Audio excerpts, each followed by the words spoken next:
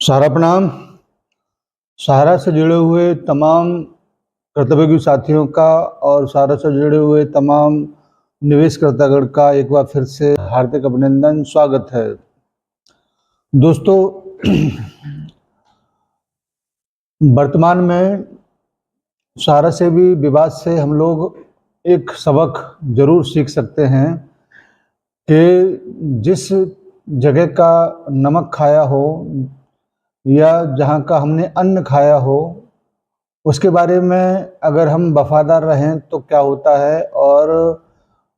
बेवफा निकले तो क्या होता है, इसका एक प्रत्यक्ष उदाहरण आप लोगों के सामने मैं पेश करने वाला हूँ। क्योंकि शुरू से लेके और आज तक 35 साल से ज़्यादा हमको इस संस्था में हो गया, तब से लेके आज तक सहारा के कागज़ के अलावा कोई अन्य संस्था, वित्तीय संस्था का कागज़ भी हमने अपने हाथों में नहीं लिया। ये अपने परिक्षेत्र के लोगों को बड़े ही गर्व से बताने वाली बातें हम लोग किया करते थे और आज भी वही स्थिति है कि कभी भी किसी भी अन्य वित्तीय संस्था का काम करने के उद्देश्य से वो कागज़ हमने पकड़ा नहीं और हमेशा अपनी संस्था के वफादार रहे। लेकिन वहीं पर ऐसी परिस्थितियां भी आई जहां पर बहुत मुश्किल दौर था और बहुत मुश्किल तरीके से लोगों का फेस भी किया,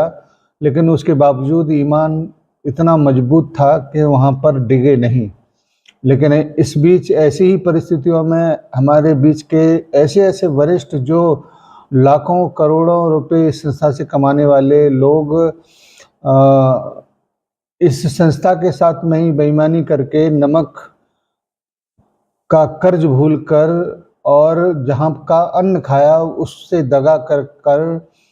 उस जगह पर पहुंचे जहां पर उनका बेड़ा गर्क हो गया। अभी हाल ही के कुछ लोगों के माध्यम से प्राप्त सूचना के आधार पर उन लोगों के माध्यम से जिन जिन लोगों ने क्लेम किया था उन सबके क्लेम को रिजेक्ट कर दिया गया है और कारण बताया गया है कि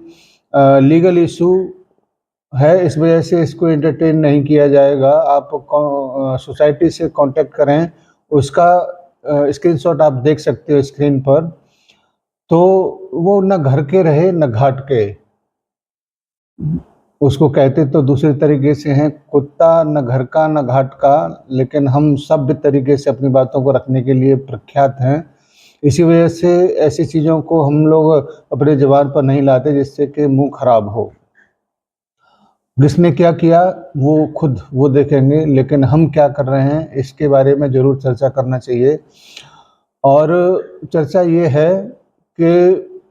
जब तक हमारे पास कोई असीमित संसाधन नहीं आते भुगतान कराने के लिए, तब तक हमारे पास जो संसाधन है उसका सही तरीके से सदुपयोग किया जाए। आपने देखा होगा कि लगभग मई तक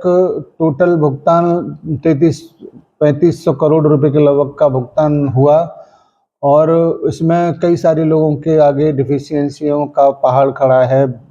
और उसको दूर करने का उनके पास संसाधन नहीं है। क्योंकि झारखंड सरकार के द्वारा कार्यालयों को बंद कराए जाने के कारण भी बहुत सारे भुगतान प्रभावित हुए होंगे, लेकिन अन्य राज्यों में ऐसा कुछ था नहीं और वहाँ पर लोगों ने बहुत बेहतरीन काम किया और भुगतान अपने अपने ब्रांचों का काफ़ी अच्छी मात्रा में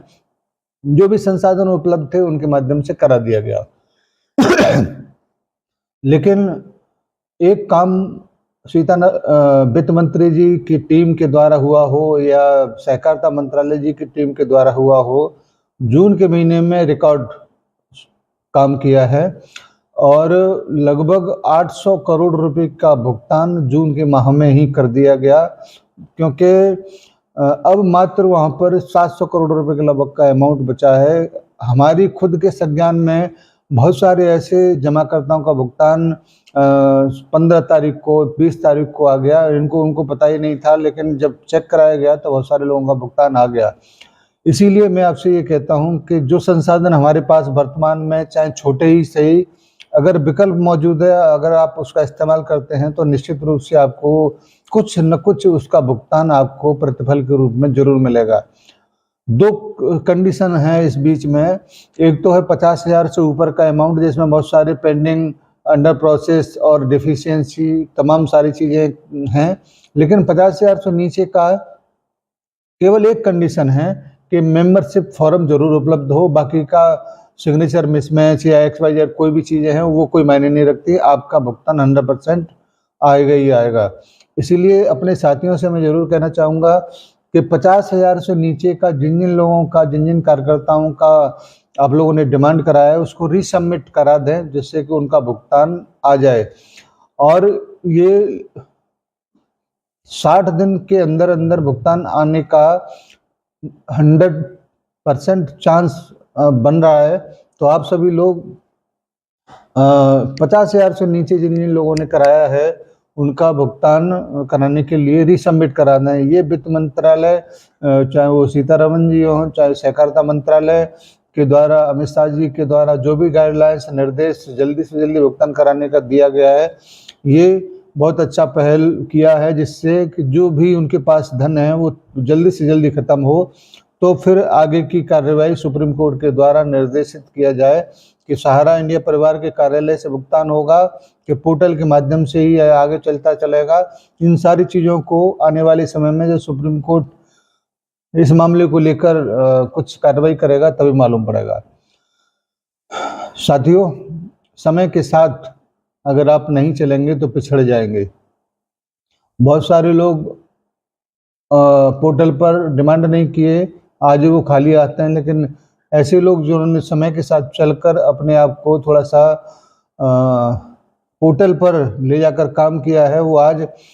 कई करोड़ रुपए का भुगतान करा चुके हैं। ऐसे ही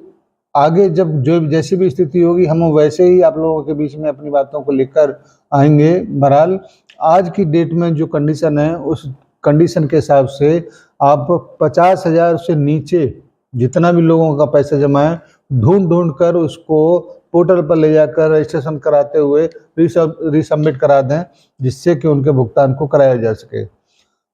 जून गुजर चुका, जुलाई का महीना अति महत्वपूर्ण,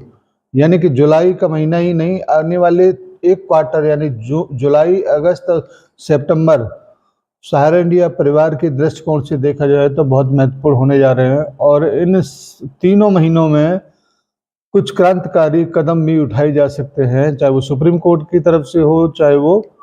सहारा की तरफ से हो। हम उसका इंतजार करेंगे और जैसी भी सूचना खबर होगी उसको आपके पास तक ले जाने का, लाने का जरूर कोशिश करेंगे। अगर आपको सूचना टाइम पर चाहिए तो सब्सक्राइबर जरूर करिएगा, और अगर अच्छा कोई टॉपिक लगता है तो लाइक भी करिएगा, क्योंकि ये सब करने के पीछे जो है वो है हमारे तमाम लोगों के बीच में ज़्यादा से ज़्यादा लोगों तक यूट्यूब रिकमेंड करता है, और उद्देश्य यही है कि ज़्यादा से ज़्यादा कार्यकर्ताओं तक, जमाकर्ताओं तक संस्थागत जानकारी सही ठीक तरीके से पहुँचे, कोई भी भ्रम भ्रांतियों का शिकार न हो, ये उद्देश्य है। और ऐसा हम पिछले कई वर्षों से करते चले आ रहे हैं। उम्मीद है कि आप लोगों को सहयोग मिलता होगा और आगे भी मिलता रहेगा, और तब तक मिलेगा जब तक कि आपका भुगतान ना हो जाए। धन्यवाद सभी को आज की छोटी सी बैठक के लिए, सादर सारा।